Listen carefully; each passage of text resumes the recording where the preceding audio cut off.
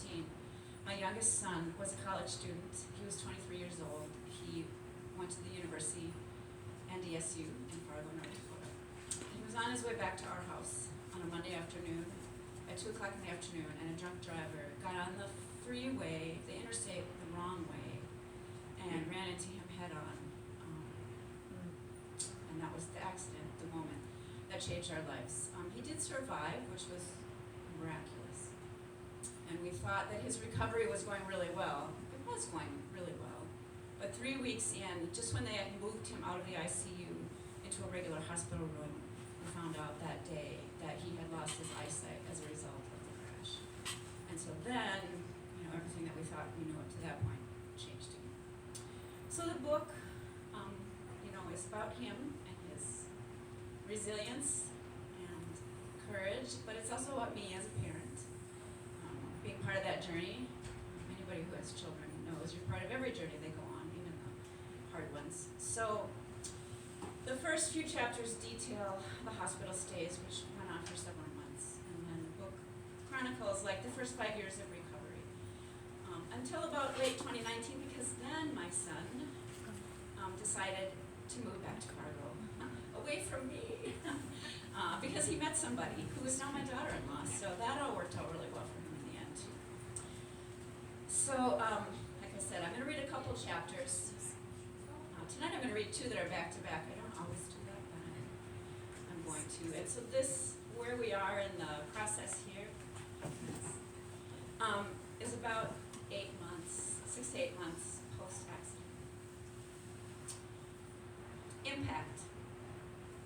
I've been using the word impact a lot during these past weeks, now that I've returned to the classroom for this fall semester.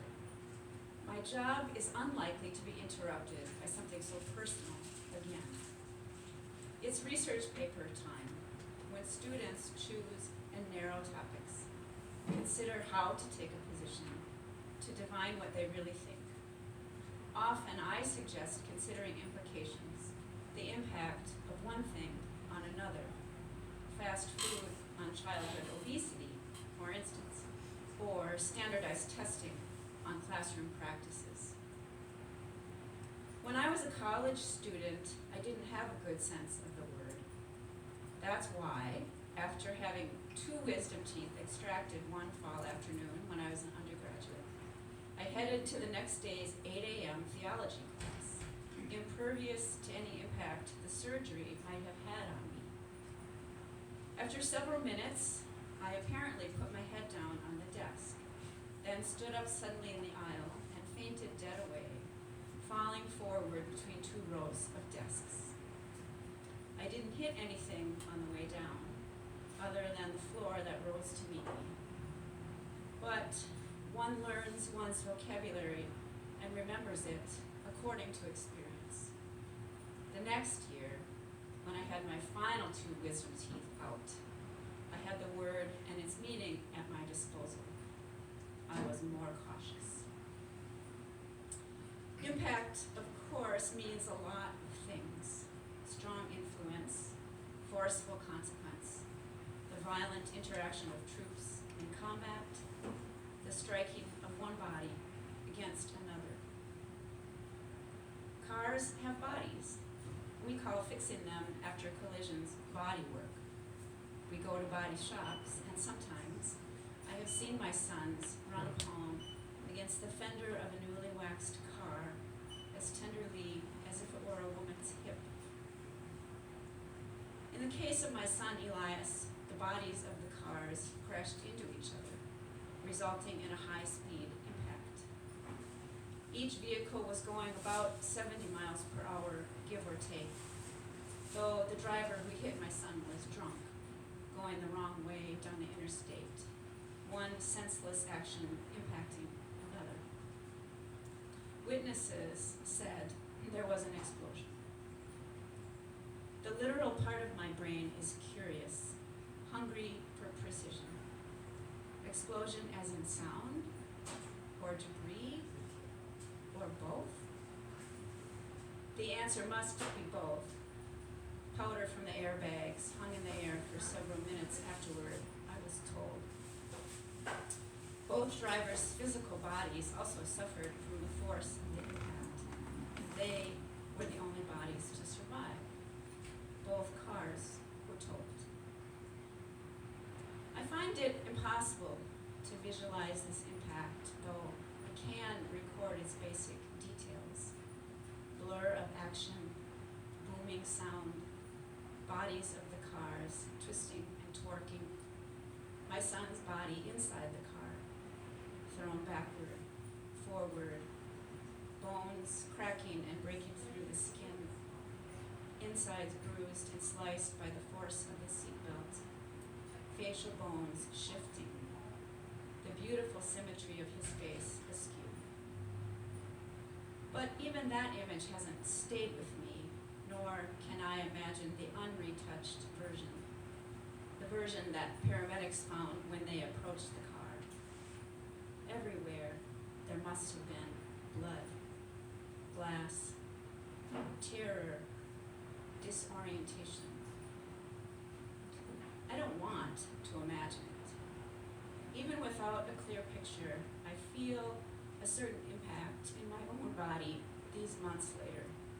A sudden, constrained horror that takes my breath, or forces it out as a punch to the gut would, or stops me mid-step to release a shudder.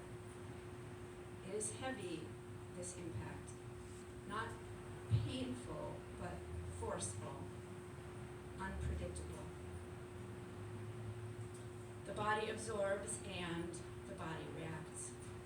Somehow Elias's body absorbed the impact without brain injury, without spinal cord injury. He was badly hurt, but we have him still, his personality intact. The swelling, however, was a reaction that created a blockage, prevented blood flow to his optic nerve, and took away his sight. In a few weeks, he will have an opportunity to read a victim impact statement in court when the drunk driver hears her sentence. Will the statement be more like absorption or reaction? He has absorbed a lot in these past months. Drugs and fluids, oxygen, painful realizations, the constant love and surveillance of family, prayers. His reactions have been consistently, impressively upbeat. He has had rare moments of distress, rare and short-lived. In court, he'll talk about the impact of the accident on his life and potential teaching career, but he won't use the word victim. His mind will not absorb that meaning. He reacts strongly against it. In a recent interview, he vowed that he wouldn't let the stupid decision of one person control my life. He refuses to grant her that power.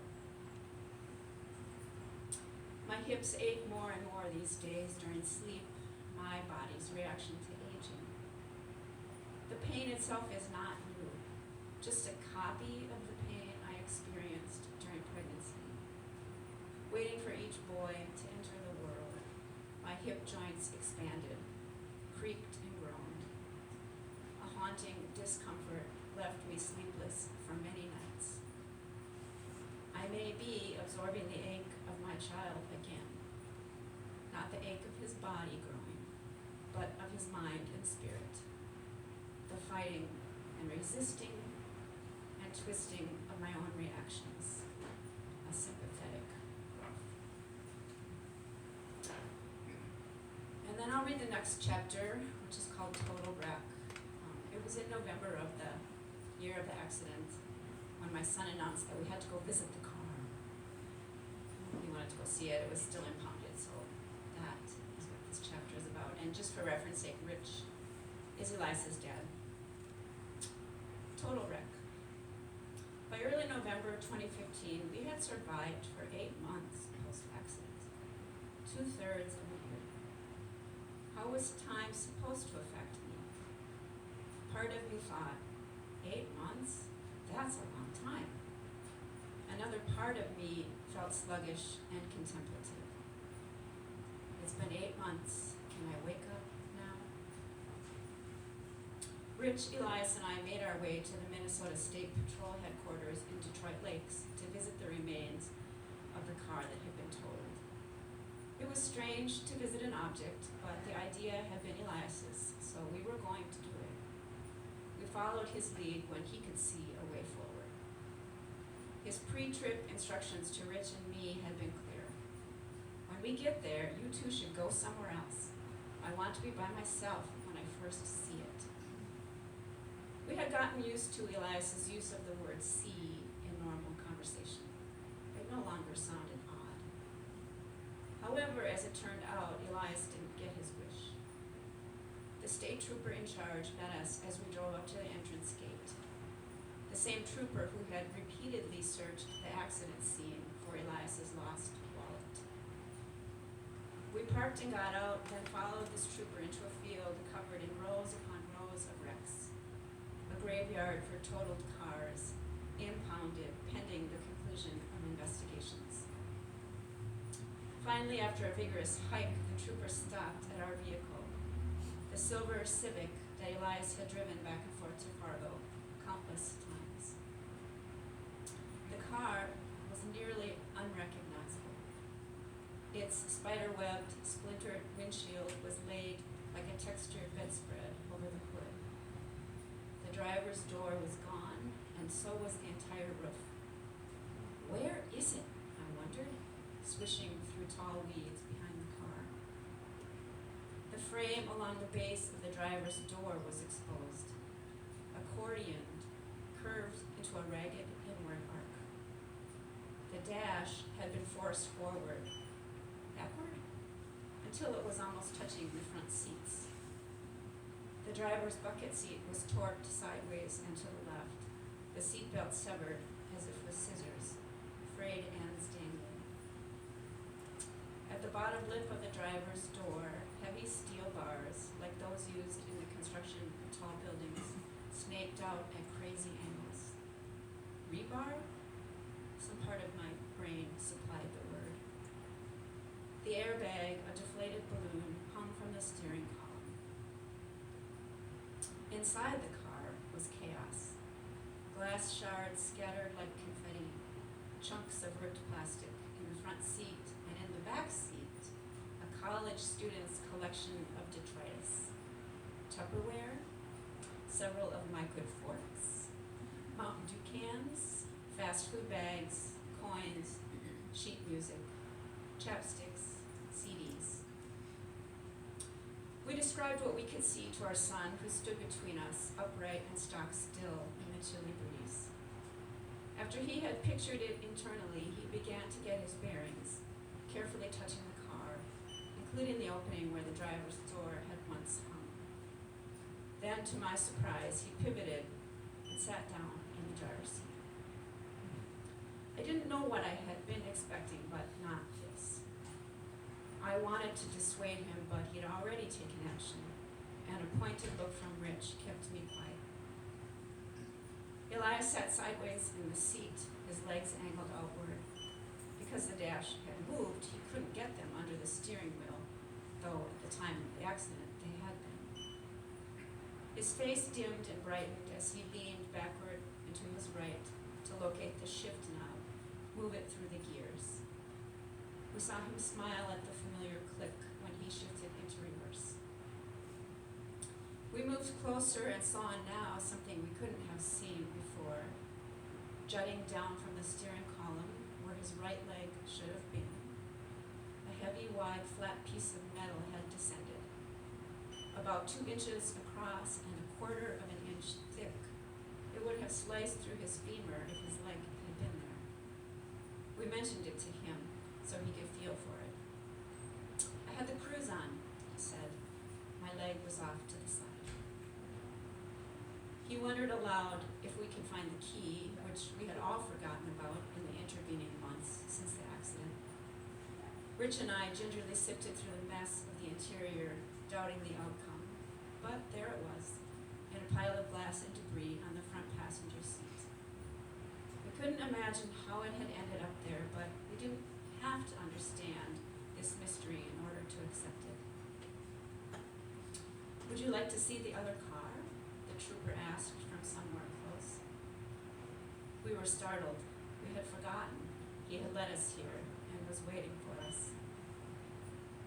The other driver's car squatted next to the Civic. Its front end looked worse than the Civic's front end.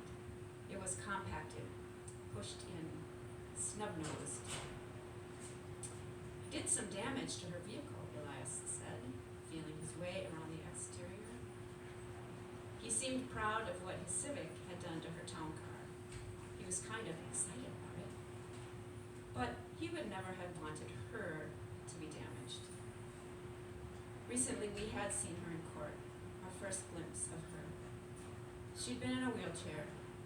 The accident had injured her ankle, the only injury she sustained as far as we knew. To me, that was the opposite of poetic justice. She had almost killed my son, yet she remained basically uninjured. When I saw her, a swell of anger threatened to overtake me. I almost rose from my chair.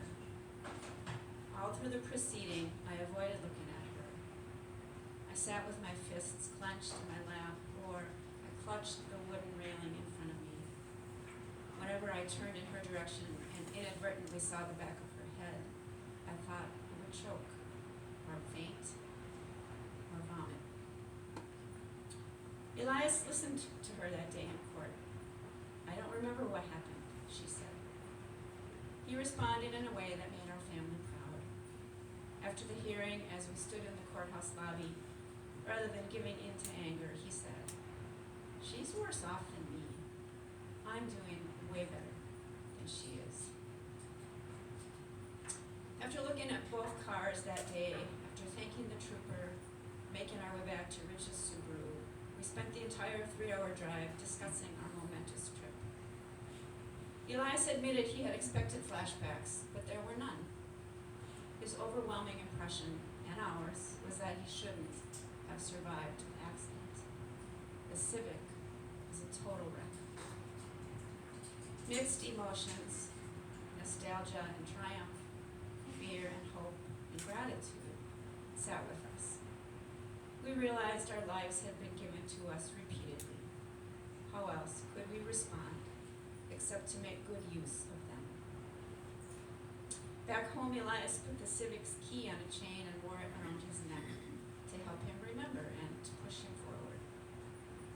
During the past 8 months, he hadn't seemed to need much additional motivation. Just a few weeks ago, he had dressed up for Halloween with his best friend, Jared. They had donned matching pirate suits. Elias had elected to wear 2 eye patches, a costume that said it all. Here I am, deal with it. Thanks.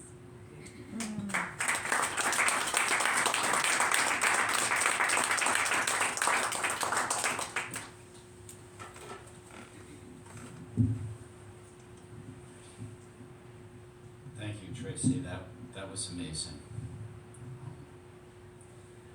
I feel somewhat speechless listening to that. I think I will picture that key around his neck and those 2 pirate patches long after this reading. Thank you. And thanks to Majors and Quinn, one of the great treasures of the Twin Cities.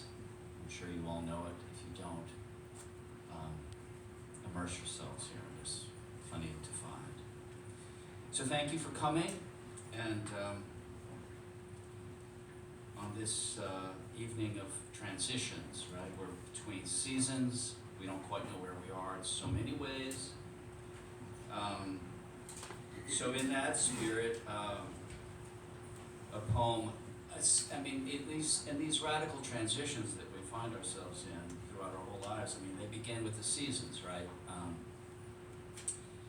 And so this is a poem that speaks to that moment. It's called Afternoon in the Meadow. Can everybody hear me? Fine?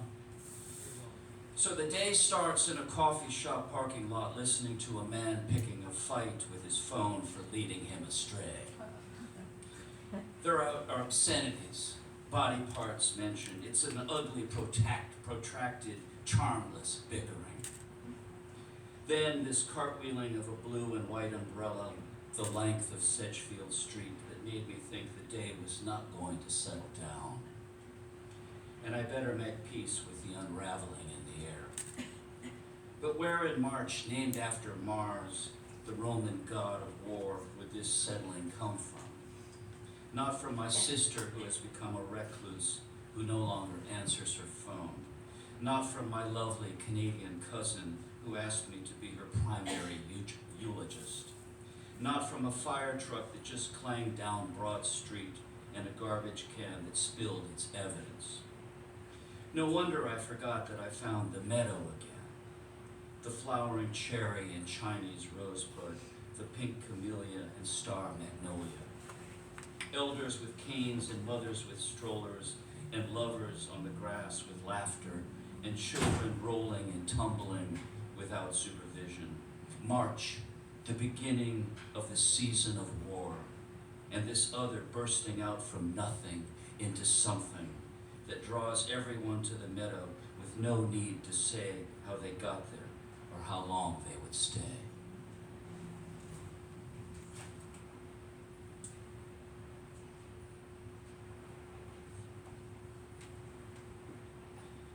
This is called The Long Cricket Night in a Summer of No Rain. Beneath the rattle throb of the unsleeping highway, I can hear the male crickets scraping their front wings in the forge of their chorus, which reminds me the world is still here and still waiting for the rough to be made smooth. My neighbor gardener tells me none of the males live long, but they will brave any cinder to attract a female and protect her at any cost. Lizards, frogs, turtles, and salamanders all regard the cricket as a delicacy. And now I read there are farms all over the world dedicated to rearing crickets to help feed the billions. Very soon I will be able to shop for cricket protein bars, cricket pasta, and enriched powders. But tonight, I have no need for a meal, except the one where I listen to the males filing down the notes that will win another's heart. Some nights I sweat through a sadness thinking how late we met in this life, and how little time is left to us in these summers of no rain, when the crickets are louder in the furnace of their music than the traffic grid. Not a one thinking to feed the speeding world, but only how to get the girl before the lights go out.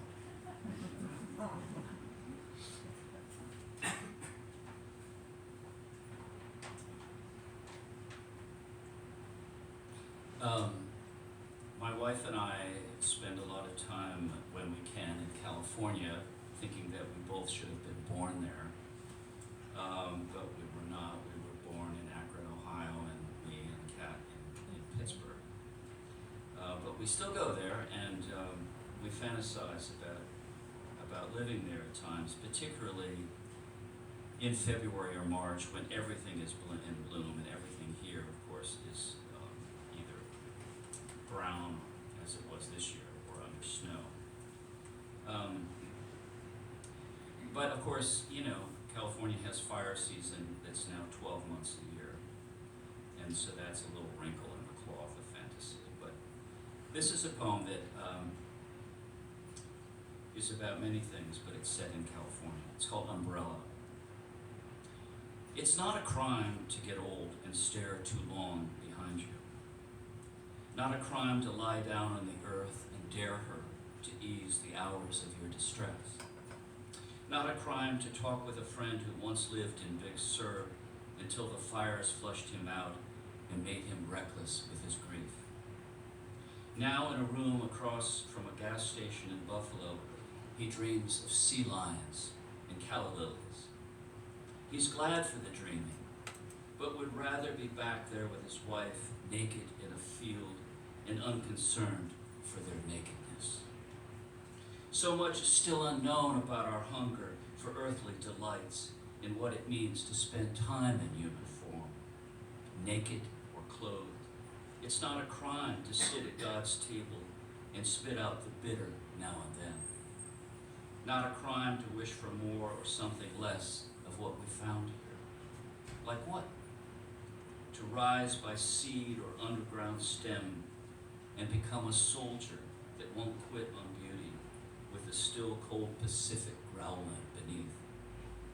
Like that condor lumbering from a cliff cave, before it becomes a god of the long distant sky.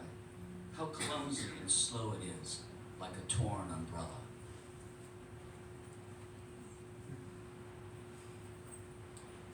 So many of us here in this room are old enough to have won and lost many different friends to various circumstances. So this is a poem I've never read before, but I thought, why not inflict you with it. It's a long poem about friends. It's called Orchestra Facing the Ocean. Some friends walk into the maw of each new catastrophe and say, "Oh, hell is coming, darling, so let's go home and make some gravy." Some seek death early and merge with it. Others light out for islands and return decades later with tales no one can believe, but everyone reinvents as if each fabulous escape originated with them. Some friends run silent like submarines, and we wonder what we said to drive them under so many cold, rolling oceans, unreachable. Some friends show up with husbands or wives we can't abide, and we pledge to tell them to ditch their partners before they're devoured. But we say nothing and pop open another bottle of Nero d'Avola.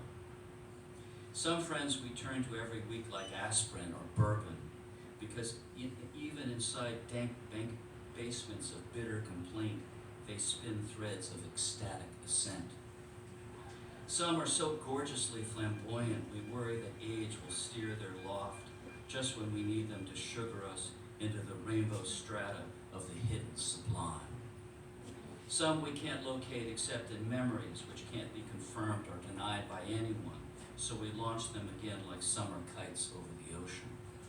Some friends dance back off the ledge of near greatness and lunge into a graveyard of sexual distraction as a way to retain a semblance of power and mystique, which we sometimes envy for its decadence.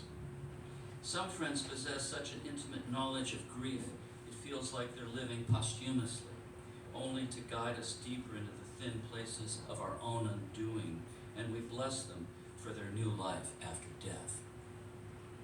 Some are more essential than bread or peaches, and we see them at the end or think about them or remember fondly how they amused or held us. Some are playfully unknowable, others we know too well. Some were not meant to last, though we believed in the promise of their endurance and we hoped to endure for them. Who are they all but notes from a distant bell, the one just there rising out of a stand of red cedars and then climbing over the lethal sprawl of traffic? When you next meet your friends, ask them to be patient, to put their phones away and wait a little longer for the moment of your arrival. You are still building a barn at the windy edge of a sloping meadow facing the ocean, where they all can come before dusk, where your orchestra of choice will be tuning up for the night to welcome their long-awaited attendance.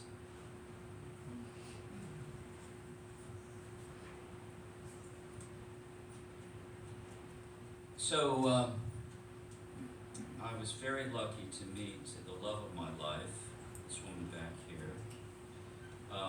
It was a little late in the game. I was over that crest of 60. But, one of the great things about that is that, you've got so much baggage, so much wounding, so much weight that you're carrying, that all you can really do is tear each other apart with it all. Which is what we did until we got through all of that. This is called Regarding Those Lovers Who Meet Late in Life. Let us then call them two lions circling a kill. What lies dead between them is everything. What happens next? There will be a feasting on the sorrows, the detours, the mistakes. Others will watch with wonder and horror. After the pain of legends that have failed them, They will ask with the same shine of battle for a casual lick, a brush of fur, some old nourishing held back from the kill. Happily and slowly they will drink of this. Imagine, from such an encounter, order will return to the entire kingdom.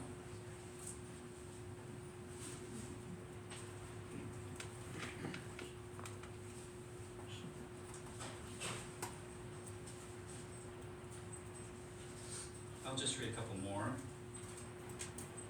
This is called Time Capsule Note. What it was like being in human form. This tightening in the chest, this holding your hand over your mouth and sucking back on your teeth.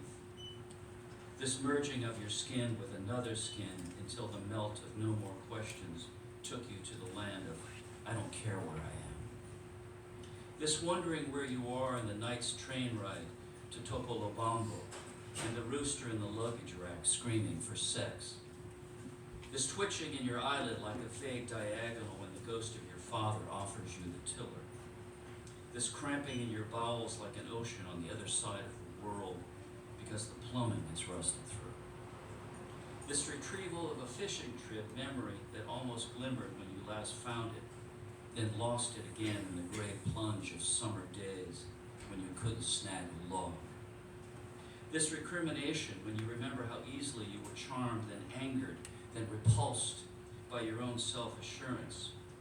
This unwinding through a bacteria, viral, fungus, some damn superbug that shot you sideways 100 miles an hour through the eye of a needle, and you became the barking dog and the camel clutching the hand of Nurse Charlie. This stuttering and unshuddering of your heart in some very slow to grasp recognition that the only risk worth taking is the one that hurt you the most. This writing your name in the sand, then watching the creeping stain of the tide take it back. Some days you were like the bumblebee, prying open the bent sunflower head, even after the sun bled off the page. Other days, this pinching spasm in your back, this whispering in your throat. What was I doing here?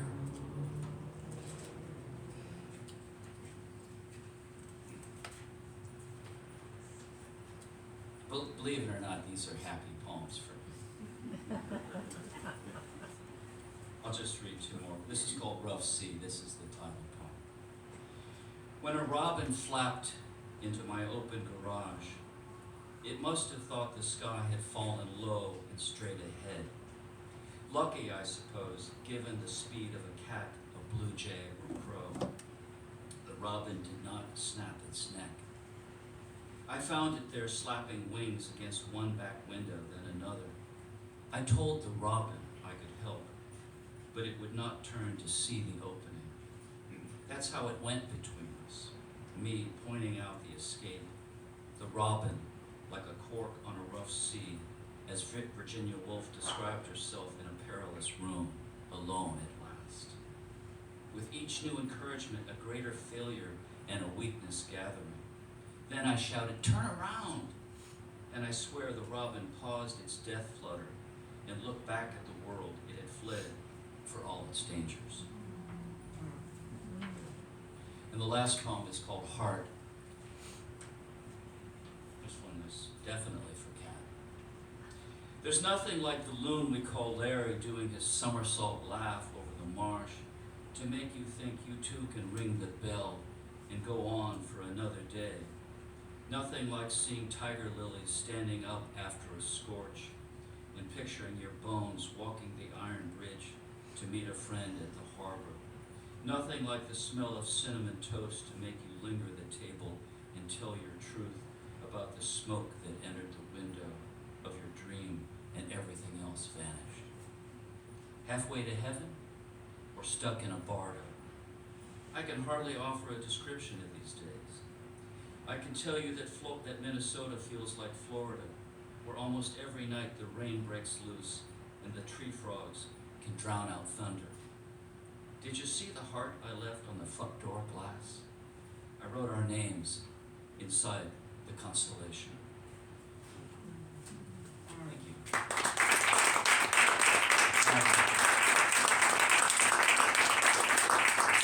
If you have more, and Tracy and I will just chat for a minute, or you can ask us questions. So we'll go from there.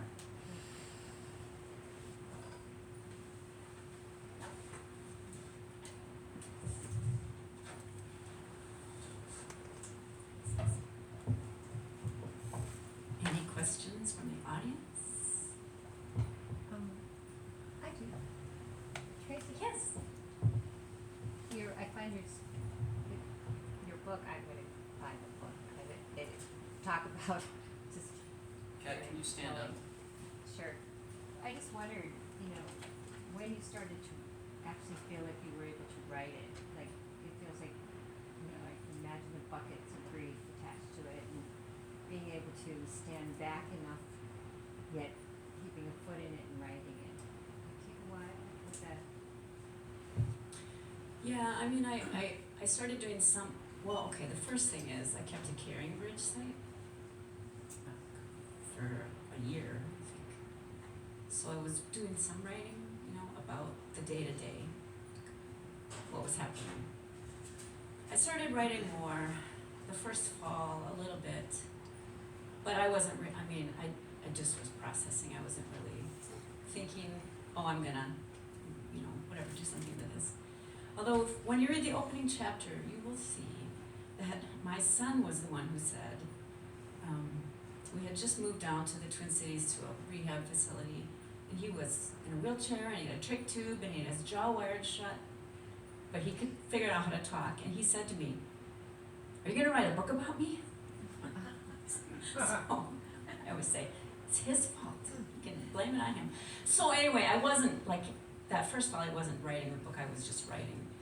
So it probably took a year before I started thinking, well, maybe if I keep doing this, something might happen. But I'll tell you, the first drafts of everything were just, just whatever, outpourings. And so it took, a long time to make it into something, that could be readable, that had a story to it, and wasn't just, me kind of reflecting on what was happening.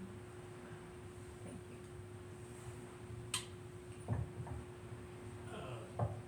Your book was really an expression of your experience, really. You ever considered writing a book from Elias's point of view? Or would he cooperate with that? Well, I have suggested that he write a book from his point of view. I don't know if he's gonna do that. He does a lot of speaking, a fair amount of speaking to different groups. I guess I don't know if I can do that, because I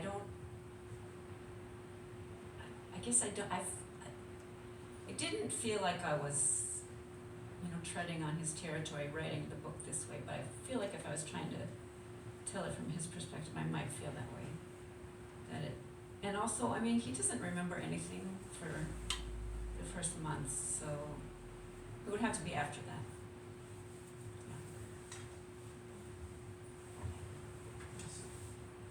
I'm sorry, are you asking for Jay's?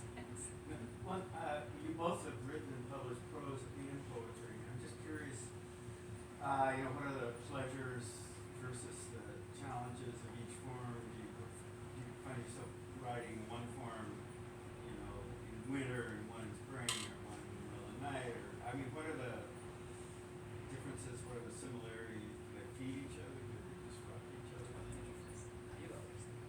I have to think about that one. Poetry in the morning, prose in the afternoon.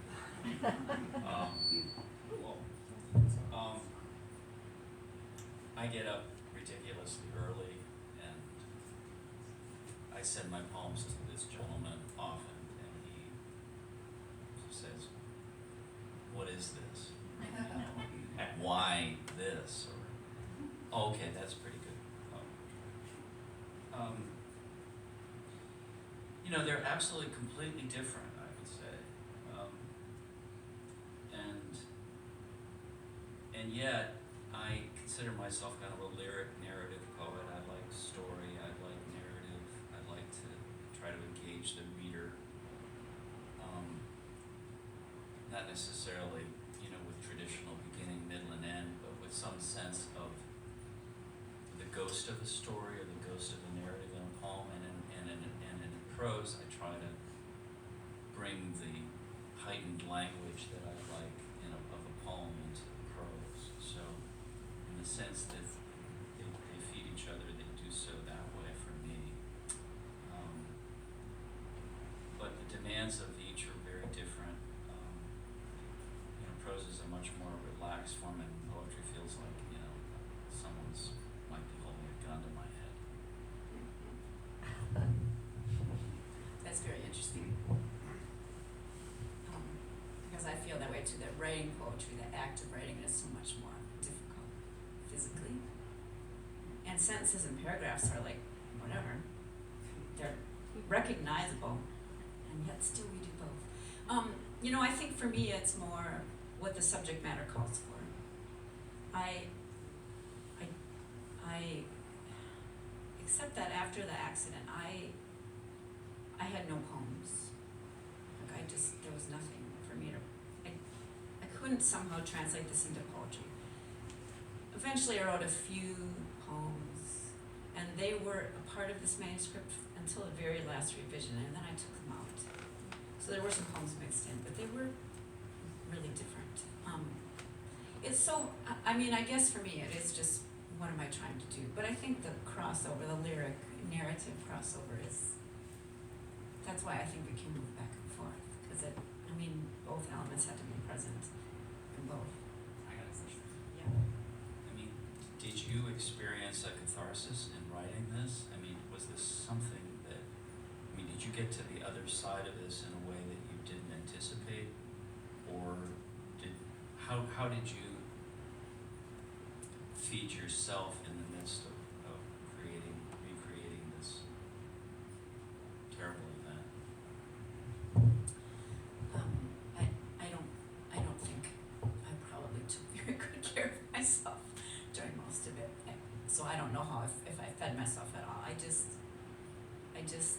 It was kind of an act of survival, partly, but I also felt like it was an act of telling the story that I wanted to be told. Like, I was trying to focus on my son, who was really, the pirate patch is just one of many. He's the first one who started joking about it. You know, someone was visiting him in the hospital and said, "See you later," and he said, "But I won't see you." And we were all like, "Are you kidding me?" Anyway, so doing justice to him was part of why I wrote this book. I don't know. I think I spent a lot of late nights just trying to capture it in words, and it was hard. I didn't know I did want to do it, but it was really sort of wrenching to me to put words to what I was feeling, because the feelings were pretty big, like they were pretty overwhelming, so sometimes I didn't think I could do that very well. If that makes sense. It's related to what you're both talking about in Jim's question as well.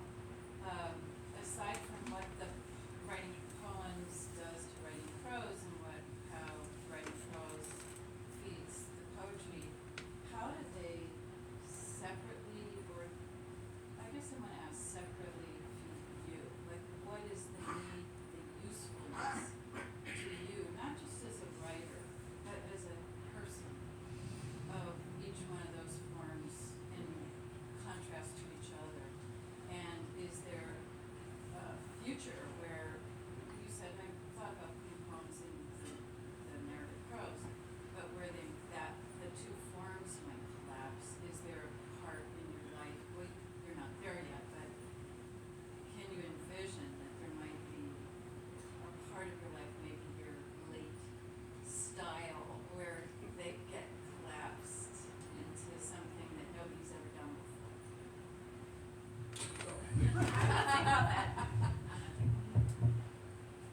I'm not sure I grasp the essence of your question, and I'll just jump into the pool. poems are not very good at shifting tone, necessarily, whereas in prose, you can digress, you can wander, you can shift tone, you can shift gears, other characters can do that, dialogue can do things that, and it's a little easier for me to try to play on a bigger canvas of the psyche. Are you talking about with narrative fiction? Yeah, with fiction, yeah, narrative fiction, it's easier for me in that regard. There's a little more playfulness, perhaps, a little more latitude to experiment and digress. And in, you know, the kinds of poems that I write, it's, if you're digging a trench down that hallway, you pretty much have to stay with it. You know, you can't like bring in a Ferris wheel and a toy gun and you know, various other characters very easily. And so, I think in that sense, there's just a lot more freedom of playfulness for me in writing fiction. And, you know, the poem is just far more demanding and limited in scope in terms of tone. That's the big piece for me. So why do you what is it that you're getting out of that as opposed to? More punishment. More punishment. You know, it's just giving voice to different impulses, to tell different stories, different, and have a little bit more latitude to wander, and maybe even go off the page, which prose allows me to do, and a poem is just far more restricted. I keep hearing you say all these things that are allowed to you by the fiction. Well, they could both be fiction, but the prose, Yeah. but not what you're really getting out of the poems. What am I missing? Why do you do the poems? Is it you're saying they're harder, they're more restricted, they're narrower? For the money. You can't get out of the trench. It's a big All paycheck. these things you're saying make you wonder more and more and more. There's gotta be something really deep there because you write them every day. There's gotta be something about you and poetry that's a good match. Where it's giving you something that you're not getting. Well, I mean, I think it is tied into kind of a daily practice, a kind of centering device, an organizational device. It allows me to kind of participate as, you know, maybe you know, my own experience of being here in a way that prose doesn't. Does that? Absolutely. Do I get a passing credit? You're off the hook. Yes. Did you want to say? Oh, I can't answer that question, I think. oh. It's a really, it's a really interesting question, because I never thought about it exactly like that before. I mean, when I started writing poems, I just kept writing poems, you know, you go, oh, that's interesting, I can do that. But I am aware of a very different process of writing poems, and so I think that what writing poems gives me is, it gets at some area of my brain where I'm solving puzzles and problems, and I'm thinking of the word that's gonna make the ripple, you know, the word that's gonna make the poem for me. But I would say what you said, I find it physically challenging to write poems. I'm tense and I'm like, so I don't know why, I don't know what. Maybe my mother should answer that question. And what prose does for me is, I mean, I think it's more storytelling, you know, more the whole story. I feel less, I'm not saying individual words are not important in prose, because I think that they are, but I think it's just a different, if it's more the story, the overall impact of the story, I think that's my answer. You got a question back Mike. there, Tracy? Speaking in very broad generalizations, one significant difference I think is that the writer has greater control over the poem because with a poem, the writer is saying, this is what I wanna say. It might be in someone else's mouth, but the writer is speaking. Writing prose, particularly fiction, the story, the character, the situation will tell the writer what to do next. That doesn't happen with a poem. In a poem, the writer says, this is what I want to do next. And while the writer of prose is not giving up control, is also, there are all these other voices saying, okay, well, this is what happens next. Well, this is what I did next, I will do next. So there, I think, is a significant difference between the two forms. Thank you. Michael? One of the things I love about listening to both of you read is that your words are leading me to some place I could never see coming. Some surprising place, an understanding, maybe it's a question, almost epiphany. And so as a reader and a listener, I just love to get to that place that I could, when you write the poem or the prose, is that similar to your experience, or do you have a thought somewhere in the back of your mind where you want to take us? Well, I mean, I think one hopes that, you know, you can surprise yourself, and that, you know, something will discover you as much as you'll discover it. And I think that's true for both poetry and prose. But I like, you know, this comment about, you know, characters will find a way to speak for themselves in a way, whereas in a lyric poem, for instance, I mean, you're really trying to be the engine that drives the movement of the poem. And in prose, I think it's the characters, it's the situation, it's the overarching story that's got an impulse to find its way. But in both cases, I mean, one hopes to you know, that you'll discover something that you didn't know you were in the mood for. Yeah, I'll just add a little bit to that. When I have been working on a project, like when I was working on my last book of poems, I knew it. I kind of knew what the book was going to be about. It was a sequence, that was sort of determined already. And so then, you know, it's not that I didn't discover anything. I discovered a lot, but when I would start a poem, I kind of thought I knew where it was going to end, but I just had to figure out how to get there. And my experience writing prose, I have written a little fiction. I'm not really a good fiction writer, but so fiction isn't really, but for me, nonfiction, I'm much more discovering as I write. So that might not be true for everybody, but that has been true for me. Any other questions? I think we could do one more. one more, and then I think well, maybe it's a wrap. So thank you all for coming. Thank you.